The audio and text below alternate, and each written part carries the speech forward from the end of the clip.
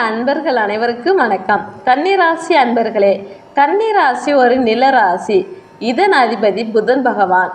இந்த ராசிக்காரர்கள் புத்திசாலிகளாகவும் அமைதியாகவும் எந்த ஒரு விஷயத்தையும் அலசி ஆராய்ந்து முடிவெடுக்கக்கூடியவர்களாகவும் இருப்பீர்கள்.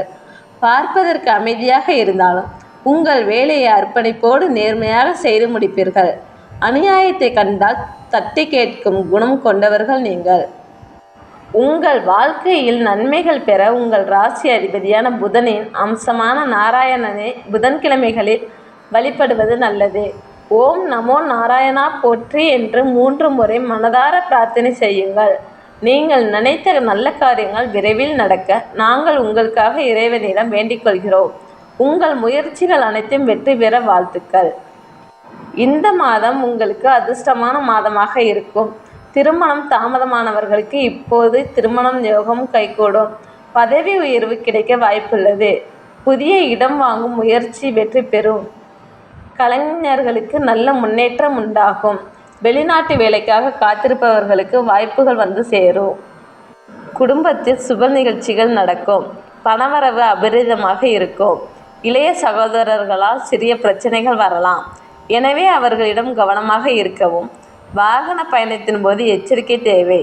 உங்கள் தந்தையின் ஆரோக்கியத்தில் அக்கறை செலுத்துவது நல்லது.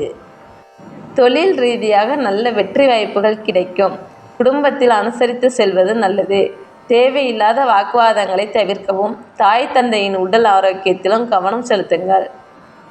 நட்சத்திரங்களுக்கான பலன்கள். உத்திரம் 2, 3, 4 பாதங்கள். இந்த மாதம் நீங்கள் கவனமாக செயல்பட வேண்டும். 12ஆம் இடத்தில் சூரியன் மற்றும் கேது சஞ்சாரம் செய்வதால் திடீர் செலவுகள் ஏற்படலாம். அவசரப்பட்டு எந்த ஒரு வேலையிலும் இறங்காமல் திட்டமிட்டு செயல்படுவது நல்லது.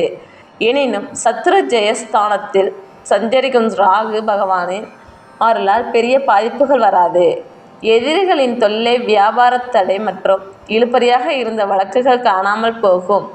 சுக்கிரன் சாதகமாக சஞ்சாரம் செய்வதால் பொருளாதார நிலை உயரும். புதிய சொத்து சேர்க்கை உண்டாகும். அரசு பணியில் உள்ளவர்களுக்கு இடமாற்றம் ஏற்படலாம். உங்கள் பணியில் முழு ஈடுபாட்டுடன் கவனம் செலுத்துவது வெற்றிக்கு வழிவகுக்கும். அஸ்தம் இந்த மாதம் உங்களுக்கு முன்னேற்றம் தரும் வகையில் கிரக அமைப்பு உள்ளது. ராகு பகவானின் அருளால் உங்கள் தன்னம்பிக்கை மற்றும் தைரியம் அதிகரிக்கும். வியாபாரத்தில் இருந்து தடைகள் மற்றும் போட்டிகள் நீங்கும். உடல் உபாதைகள் விலகும். தொழில் வியாபாரத்தில் நல்ல முன்னேற்றம் உண்டாகும். தாய் வழி உறவினர்களின் ஆதரவு கிடைக்கும்.